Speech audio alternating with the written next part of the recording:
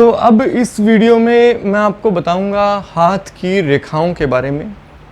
जब हम हाथ की रेखाओं की बात करते हैं तो अक्सर हम अलग अलग रेखाओं को पढ़ते हैं, जीवन रेखा, हृदय रेखा, मस्तिष्क रेखा। लेकिन रेखाओं को अलग अलग पढ़ने से पहले हमें रेखाओं के बारे में एक मूलभूत जानकारी ले लेनी चाहिए कि किस प्रकार की रेखाएं अच्छी होती हैं और किस प्रकार की रेखाएं बुरी होती हैं। रेखाओं की बनावट कैसी होनी चाहिए, इस पर आइए चर्चा कर लेते हैं। रेखा, हाथ में रेखाएं जो हैं आपको बहुत प्रकार की दिखाई देंगी। ये रेखाएं कैसी होनी चाहिए, ये चौड़ी होनी चाहिए या पतली होनी चाहिए, ये सब चीजें। रेखाएं होती क्या है, रेखाओं में जीवन प्रवाह है।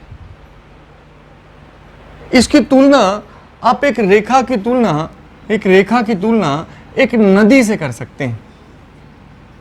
दोनों में एक प्रवाह है।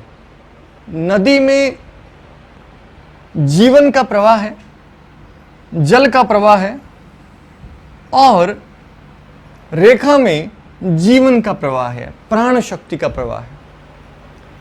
यदि ये प्रवाह, अब नदी के मामले में आप क्या देखते हैं? आप नदी के मामले में देखते हैं तो नदी के प्रकार की जब हम बात करते हैं तो हम कहते हैं कि नदी चौड़ी हो तो, अब यदि नदी चौड़ी है तो प्रवाह कैसा होगा? धीमा हो जाएगा। इसी प्रकार से यदि नदी बहुत संकरी हो तो, यदि नदी बहुत संकरी है, आप देखिएगा प्रवाह बहुत तेज होता है जल का। यदि नदी बहुत संकरी है तो प्रवाह होगा बहुत तेज, इतना कि तटबंध टूट जाएंगे, किनारे टूट जाएंगे। ऐसी नदी अक्सर बाढ़ ले आती है। आप देखिएगा बहुत चौड़ी नदी जो है वो बारिश के प्रवाह को रोक पाती है, लेकिन छोटी नदियों के तो ऊपर से बह जाता है, अक्सर तटबंध टूट जाते हैं और इधर उधर पानी घुस जाता है। बाढ़ की स्थिति नहीं, सामान्य स्थितियों की बात कर रहा हूं। तो चौड़ी, धीमा प्रवाह, संकरी, तेज प्रवाह। तो सामान्य प्रवाह के लिए क्या करें? मध्यम स्थिति होनी चाहिए। मध्यम स्थिति मतलब सामान्य प्रवाह। और ये सामान्य प्रवाह सदैव शुभ होता है। तो चौड़ी मतलब धीमा प्रवाह, संकरी मतलब तेज प्रवाह, और मध्यम मतलब सामान्य प्रवाह। तो इन सभी स्थितियों में आप देखें तो रेखा बहुत चौड़ी होना शुभ नहीं होता। आप ऐसे हाथों में देखेंगे जिनके हाथ में रेखाएं बहुत चौड़ी चौड़ी हैं, अतिरिक्त रूप से चौड़ी हैं। अब उन हाथों में आप क्या देखते हैं जहां ये दोहरी या तिहरी रेखा जितनी चौड़ी हो गई हैं, अब ऐसी स्थिति में आप क्या देखते हैं कि जीवन प्रवाह काफी धीमा हो जाता है। ऐसा व्यक्ति कुछ सुस्त स्वभाव का रह सकता है, लेकिन ये रेखाएं बहुत ज्यादा शुभ फलदायक नहीं होती। ऐसा नहीं होता कि रेखाएं अधिक चौड़ी होंगी तो शुभ होंगी, ऐसा नहीं। रेखाएं बहुत संकरी हों तो ये रेखाएं भी, संकरी रेखाएं भी शुभ नहीं मानी जाती, क्योंकि संकरी रेखाओं में प्राण शक्ति की बहुत कमी होती है, उनमें बहुत अच्छा प्राण शक्ति नहीं बह सकती है। तो इसलिए जल्दबाज होते हैं वो लोग जिनकी रेखाएं बहुत संकरी होती हैं।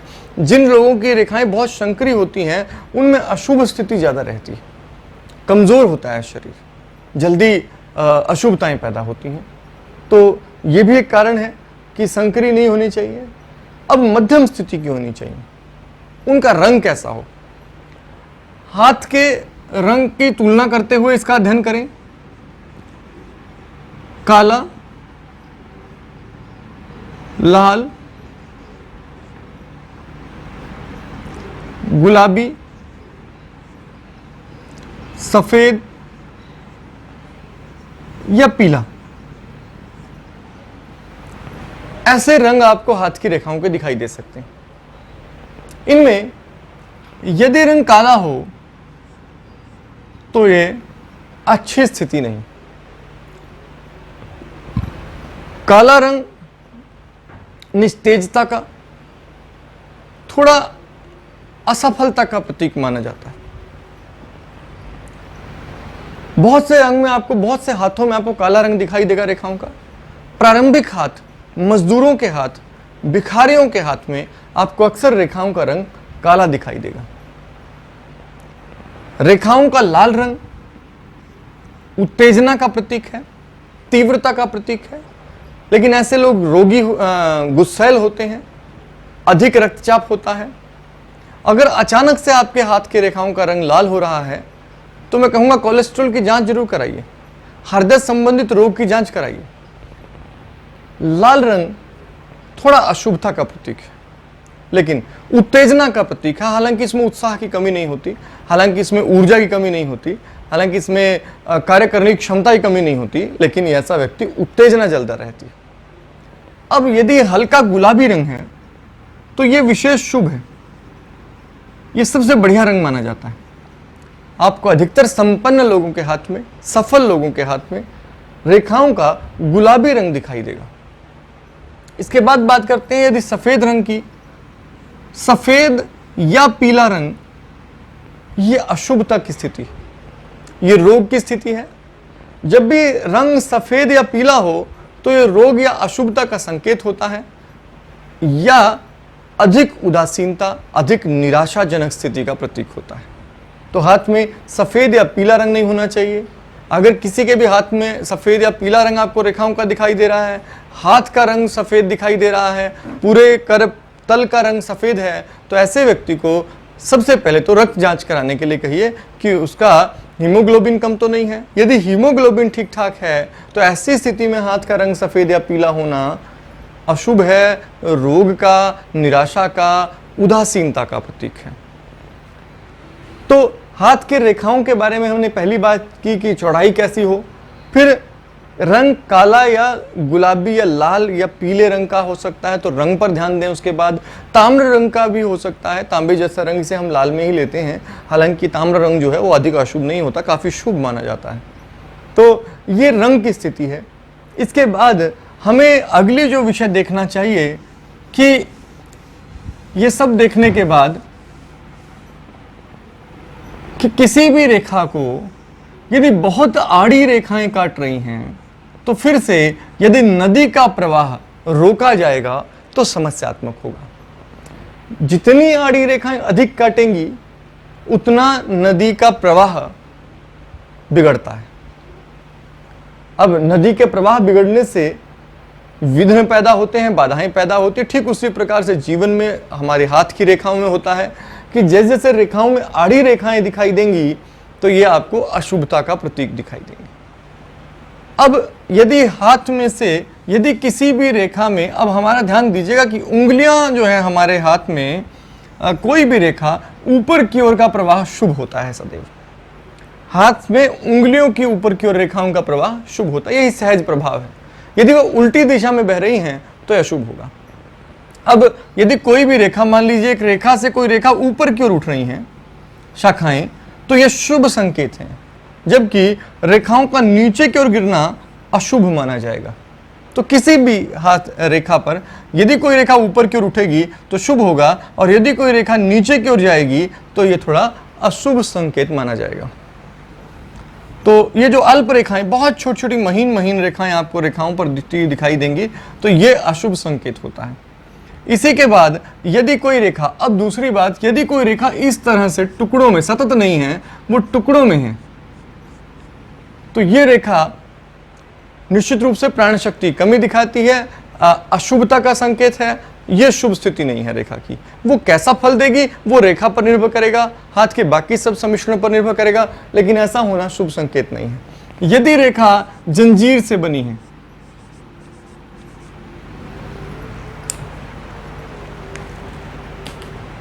यदि रेखा जंजीर नुमा है, श्रृंखला आकार की रेखा है, तो यह भी अशुभ रेखा मानी जाती है, यह शुभ संकेत नहीं है। मस्तिष्क रेखा कैसा होना, मस्तिष्क संबंधी रोग और मानसिक समस्याओं की ओर दर्शाता है। जीवन रेखा कैसा होना, बार बार रोग, जीवन में संघर्ष और काफी परेशानियों को दिखाता है। अगर रेखा बीच में से जाकर अचानक रुक गई है और उसके आगे के विरोध है तो यह काफी अशुभ संकेत माना जाएगा। आगे खत्म हो गई है रेखा, किसी रेखा का न होना अशुभ होने से बेहतर है। यदि हाथ में मस्तिष्क रेखा नहीं है तो इसका मतलब ये नहीं कि व्यक्ति के अंदर मस्तिष्क नहीं है। किसी हाथ में जीवन रेखा नहीं है तो इसका मतलब ये नहीं है कि उस व्यक्ति के पास जीवन नहीं है। हमें यह ध्यान देना है कि रेखाएं अशुभ होने से न होना बेहतर है। विशेषकर स्वास्थ्य रेखा के बारे में एक कहावत है कि किसी हाथ में स्वास्थ्य रेखा न हो यह अधिक बढ़िया है होने से, क्योंकि अधिकतर हाथों में स्वास्थ्य रेखाएं बहुत शुभ स्थिति में नहीं होती हैं, और जिन लोगों के हाथ में स्वास्थ्य रेखा देखी जाती है अधिकतर वो लोग अस्वस्थ रहते हैं। तो ऐसी स्थिति में हाथ की रेखाएं जंजीरदार होना यह अशुभ है। अब अगर रेखा बहुत सारी शाखाएं, बहुत सारी रेखाएं, एक रेखा से बहुत सारी रेखाएं निकल रही हैं, बहुत सारी शाखाएं निकल रही हैं, तो ये भी बहुत अच्छी स्थिति नहीं है। अगर ऊपर नीचे दोनों तरफ जा रही हैं तो ये बहुत अच्छी स्थिति नहीं है। भाग्य रेखा के यदि दोनों तरफ, भाग्य रेखा क्योंकि सीधी होती है, तो भाग्य की रेखा के यदि दोनों तरफ ऊपर की ओर रेखाएं दिखाई दें तो ये तो शुभ स्थिति मानी जाएगी। लेकिन यदि रेखा टुकड़ों में बनी है, कोई रेखा इस तरह से बनी है, इस तरह से टुकड़ों में बनी है, तो ये रेखा अशुभ स्थिति है, ये शुभ रेखाएं नहीं मानी जाती। लहरदार यदि कोई रेखा है इस तरह से, किसी भी हाथ में लहरदार रेखा शुभ नहीं होती, यह रेखा भी अशुभ, बुरी, समस्याएं, संघर्ष आदि का प्रतीक होती है। जिस रेखा की बात करेंगे उसी के हिसाब से हम सोचना है, लेकिन हमें ध्यान रखिए बिल्कुल स्पष्ट रेखा होनी चाहिए, शुभ स्थिति होनी चाहिए, उस पर शुभ चिन्ह हो तो शुभ परिणाम देगी। यदि वो अशुभ स्थिति में है तो कमजोर होती जाएगी, जितनी अशुभ स्थिति में होगी उतनी अधिक कमजोर हो जाएगी। जीवन के जिस पड़ाव में अधिक कमजोरी दिखाई देगी उस समय ये रेखा अधिक अशुभ फल देगी।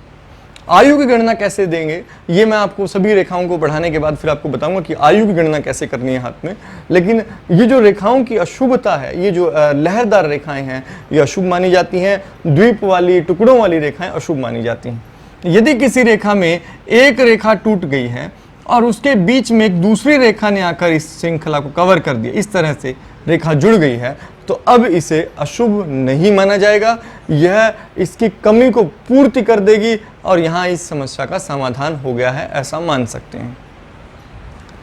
तो सबसे पहले हाथ की बनावट पर जरूर ध्यान दीजिएगा, क्योंकि ये भी आप निश्चित मानिए अच्छे हाथ की बनावट हो। यदि आप करपृष्ठ से हाथ के प्रकार को पहचान लें और आप देखेंगे कि हाथ के जो अच्छे प्रकार हैं उनमें रेखाएं भी शुभ होती हैं, और अशुभ प्रकार के हाथों में रेखाएं भी बहुत अधिक नहीं मिलती हैं।